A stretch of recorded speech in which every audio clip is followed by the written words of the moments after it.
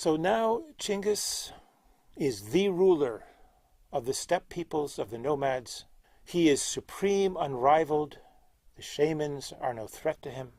Where to turn next? And he looks south, and southwest, southeast, to the Jin dynasty, the territory of the Jurchen's Jin dynasty.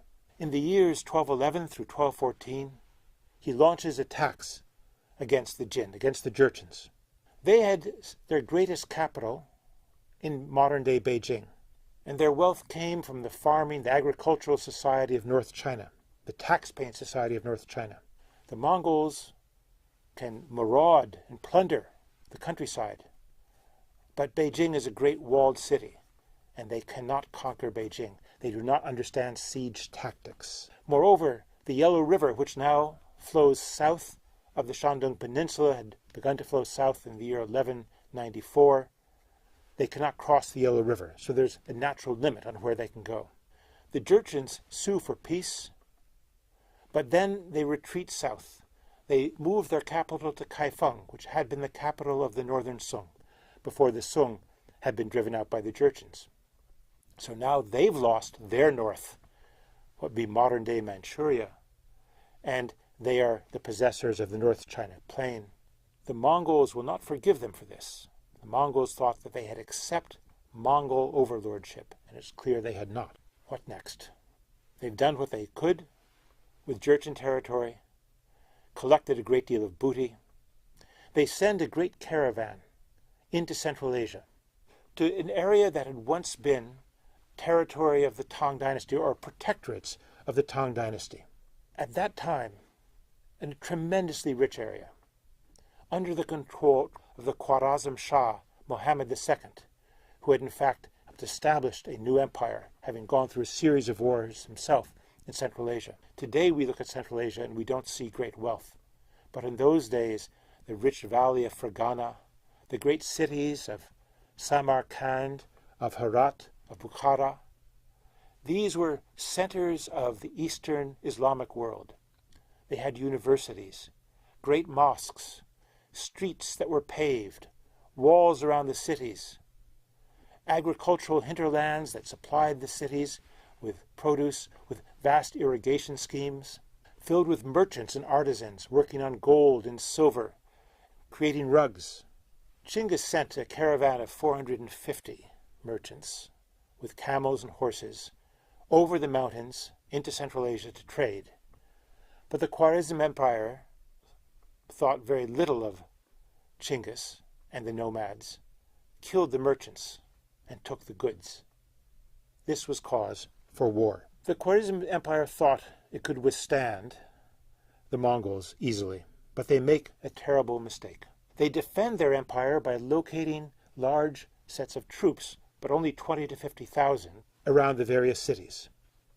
Chinggis at this point had between 100 and 130,000 troops under his command. And now he learns how to conquer cities. He learns how to lay siege to them, how to use catapults, and he adds something else: terror. The city is invited to submit, and if it submits and accepts Mongol rule, provides resources to the Mongol war machine, then it's fine. But if it does not submit, if it resists, then it was to be annihilated, and all its inhabitants destroyed. Cities had very little defense. The Mongols moved so quickly over the steppe that the scouts sent out by a city could not get back before the Mongols reached the gates.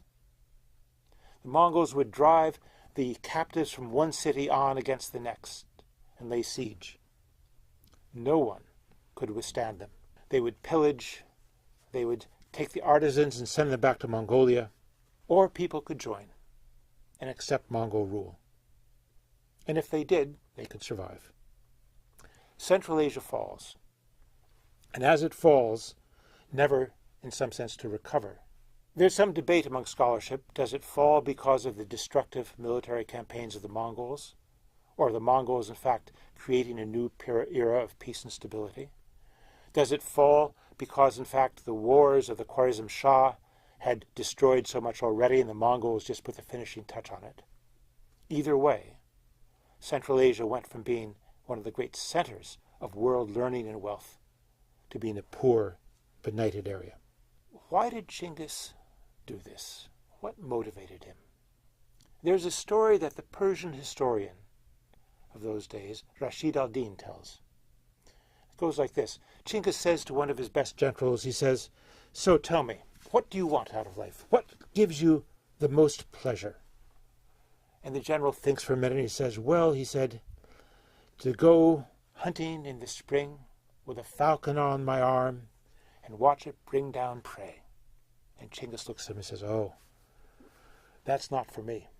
The greatest delight for a man," he says, "is to inflict defeat upon his enemies, to drive them before him, to see those dear to him with their faces bathed in tears, to bestride their horses, to crush in his arms their daughters and wives."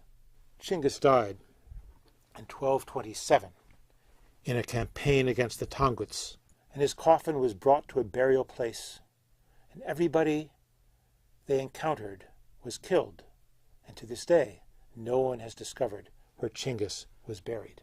The explanation for the Mongols' conquest is a personal explanation, what motivates an individual. And clearly Chinggis was an extraordinary individual. But it's also true that if Chinggis wanted to remain the Khan, he had to keep fighting. For it's only by continuously fighting and gathering in new booty that he could support his army. This was not a sedentary society. They depended upon pillaging and the booty that they recovered from cities and towns to support themselves. For him to have stopped fighting would have everything fall apart. So my explanation for what motivates Chinggis is not Rashid al-Din's. It's simply that to stay in power, he had no choice but to keep expanding.